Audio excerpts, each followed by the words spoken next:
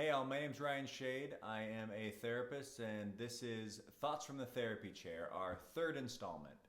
So, this is a series where I talk a little bit about some new ideas or concepts or things like that that I've had in my therapy this week or today or things like that. So, today I actually gave a training for clinical supervision for therapists. So, teaching therapists to become clinical supervisors of other therapists.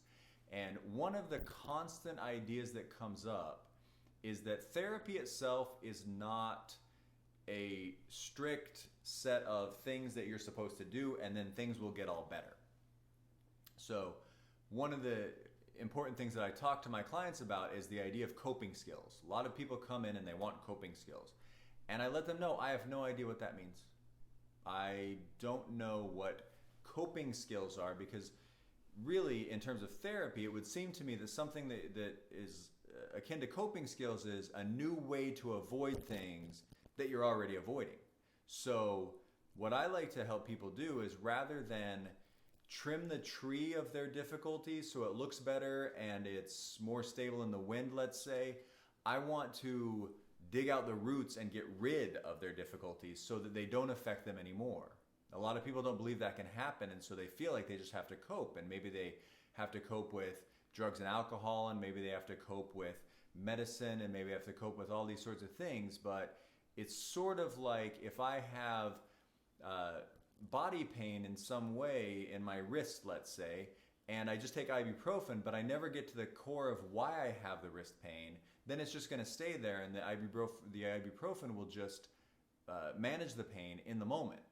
So, good therapy is about figuring out what our stuff is, what our difficulties are, where they started from, their etiology, and then being able to work through those things so that they don't necessarily impact us anymore. And like I said, a lot of people come into my office not realizing that you can work through those things. You know, so many of the things that people are living with, anxiety and depression and a lot of those kinds of things, you can actually work through. It doesn't mean that life doesn't stay difficult, because life is difficult. It's always difficult.